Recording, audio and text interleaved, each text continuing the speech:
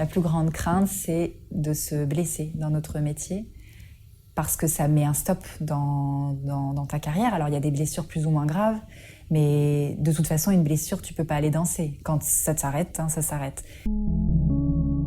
Je m'appelle Héloïse Bourdon et je suis danseuse à l'Opéra de Paris. Danseuse à l'Opéra de Paris, ça veut dire que c'est mon métier. Je débute ma journée à 10h le matin et je la finis à 22h et je danse toute la journée dans des productions et des ballets à l'Opéra Garnier et à l'Opéra Bastille. C'est un métier qui commence tôt. En fait, la plupart des danseurs ici ont commencé la danse très jeune. Je dirais à l'âge de entre 8 ans et 10 ans, pour la plupart. Et on est mis à la retraite à 42 ans. Donc c'est quand même assez long comme durée dans le monde du travail. Et puis effectivement, notre corps il est mis à rude épreuve parce que la jeunesse, la souplesse qu'on a à un certain âge, où on a très peu de douleur peut-être quand on est plus jeune, plus on avance en âge et plus on encaisse de la fatigue aussi physique. Et les articulations qui souffrent un peu plus, les muscles, les tendons, enfin tout ça.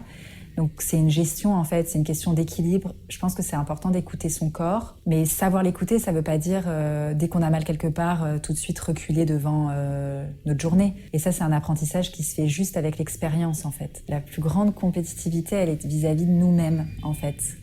Parce que même si c'est un métier élitiste où les places sont quand même chères, il y a beaucoup d'enfants qui débutent la danse, il y en a peu qui arrivent à en faire leur métier, que ce soit à l'opéra ou ailleurs.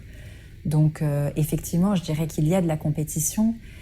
En plus, c'est un métier où finalement on est très souvent jugé, c'est-à-dire qu'on est jugé par les spectateurs qui viennent voir le spectacle, qui ont une certaine attente. On est jugé quand on passe des auditions pour travailler avec des chorégraphes.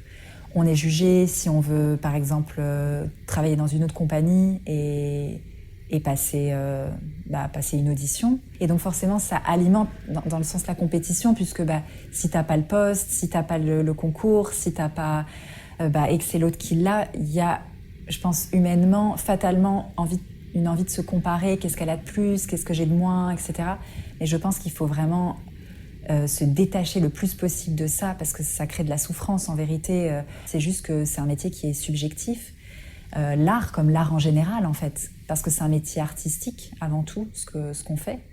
Et donc je pense qu'il faut mettre de côté ce côté compétitif pour arriver à s'épanouir le plus possible. Ça fait toujours quelque chose d'aller en scène, en tout cas moi ça me fait toujours quelque chose. Il y a beaucoup d'excitation à l'idée de reproduire tout le travail qui a été fourni, avec énormément de plaisir aussi et d'envie. Donc il y a une énergie comme ça très très très positive.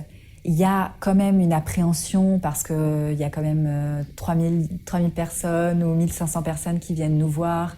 Et puis le ballet qui repose des fois sur nos épaules de solistes. Donc en tant que première danseuse et en tant que soliste, j'ai un rôle à jouer en me dépassant et en donnant un certain exemple aux gens du corps de ballet, puisque je suis en haut de cette pyramide. Je m'impose en fait d'être au mieux et de faire au mieux de ce que je suis capable de faire.